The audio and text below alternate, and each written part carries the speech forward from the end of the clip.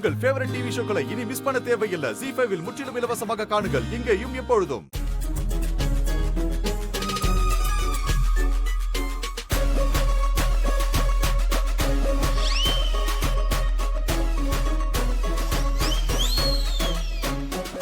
வாய மூடுங்க, ரெண்டு பேரும் வாய மூடுங்க, பேசக்கூடாது.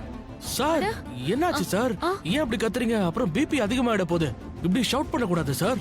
ஆமா சார், நாங்க சைலண்டா தானே நிக்கிறோம். ரொம்ப நேரமா? ஆனா என் மூலையில உங்க ரெண்டு பேரும் சத்தம் தான் கேட்டுக்கிட்டே இருக்கு. இங்க பாருப்பா, உங்களோட இந்த கேஸ் இருக்குல்ல, அது இங்க இல்ல, உலகத்தோட எந்த ஸ்டேஷன்லயும் அது சால்வ் ஆகாது. அது நீங்களே சால்வ் பண்ணிக்கோங்க, வெளியே போங்க. சார் ஒண்ணு பண்ணலாம் சார். நீங்க அவரோட மனசை திருடுனீங்க. ஒண்ணு அவரோட மனசை திருப்பி கொடுத்துருங்க, இல்லனா உங்க மனசை அவர்கிட்ட கொடுங்க. கேஸ் முடிஞ்சிரும்.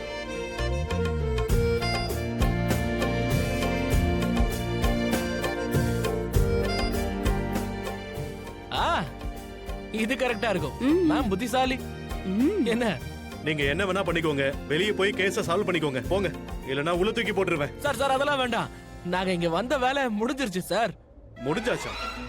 அது சார் என்ன சொல்றேன்னா, ஹேர்பின் இவன் திருடினதை திருப்பி கொடுத்துட்டான் சார். அது எப்படி ஹேர்பின்?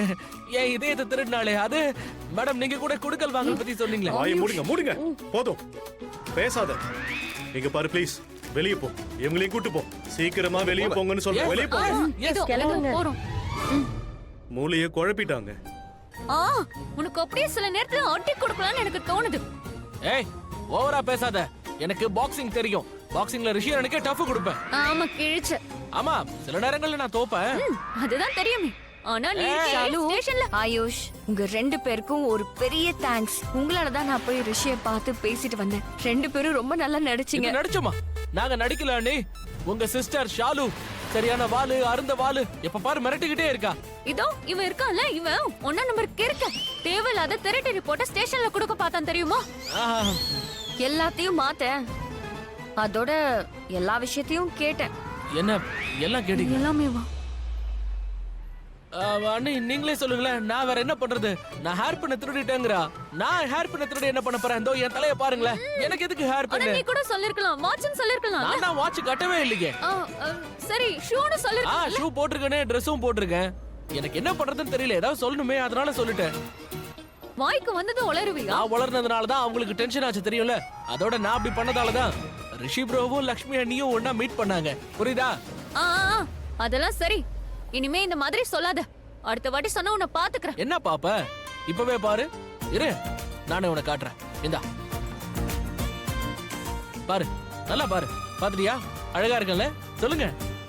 Handsome boy. எப்படி அண்ணி? ஹேண்ட்ஸம் தானே? பாத்தியா? அண்ணி கூட ஆமா சொல்லிட்டாங்க. இப்ப புரியுதா? நானும் ரிஷியும் சண்டை போட்டுக்கிற மாதிரியே இவங்க ரெண்டு பேரும் சண்டை போட்டுக்கிறாங்க. ஆனா இவங்க ரெண்டு பேரும் சண்டை போடுற மாதிரி தெரியலையே. இது ஒரு விதமான லைக்கிங் மாதிரியான சண்டையா இருக்கு. அப்படின்னா இந்த ரிஷி என்ன லைக் பண்றானா? அதே மாதிரி இவங்க ரெண்டு பேரும் ஒருத்தருக்கு ஒருத்தர் விரும்புறாங்களா என்ன? இத பத்தி இவங்க கிட்ட பேசிதான் பார்க்கணும். ஆனா அது இப்ப இல்ல, அப்புறமா. இப்ப என்னோட மனசுல ஒரு லட்சியம் தான் இருக்கு. ரிஷிய விடுவிக்கணும், அவனை நிரபராதின்னு நிரூபிக்கணும். அவன் என்ன நிரபராதின்னு நிரூபிச்ச மாதிரி.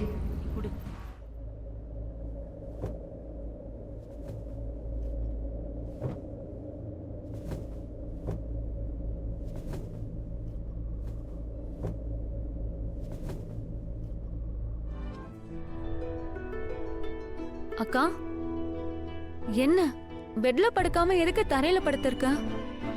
அதுவா, ரிஷியும் அங்க தரையில தானே படுத்து தூங்கிருப்பான். நீ மாமாவை எந்த அளவுக்கு லவ் பண்ற? அவரை பத்தி மட்டும்தான் யோசிச்சுட்டு இருக்க. ஷாலு அவனும் தான் என்னை பத்தி யோசிப்பான். எனக்காக அவன் ஜெயிலுக்கு வர போயிருக்கான். அவருக்கும் மேல நிறைய அன்பு இருக்கு.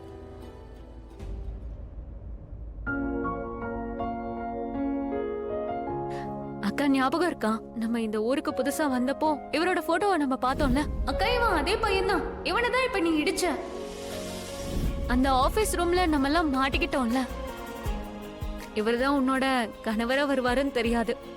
இன்னைக்கு அவரோட ரூம்லயே உட்கார்ந்துகிட்டு அவரோட போட்டோவை பார்த்து ரசிச்சிட்டு இருக்க.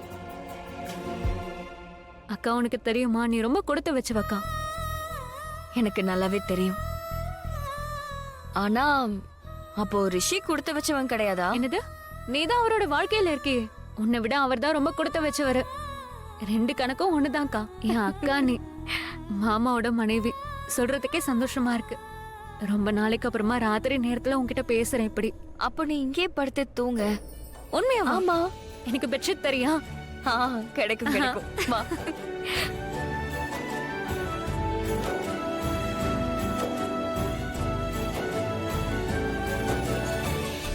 இந்த நேரத்துல வாணி இங்க இருந்திருந்தா அவளும் ரொம்ப சந்தோஷப்பட்டிருப்பாக்கா. இன்னொரு விஷயம் சொல்லவா? மாமா இங்க இல்லன்னு தானே என்ன நீ இங்க படுக்க சொன்ன? மாமா மட்டும் இங்க இருந்திருந்தா யாரு ஷாலு யாரு பாணின்னு கேட்டு. சரி.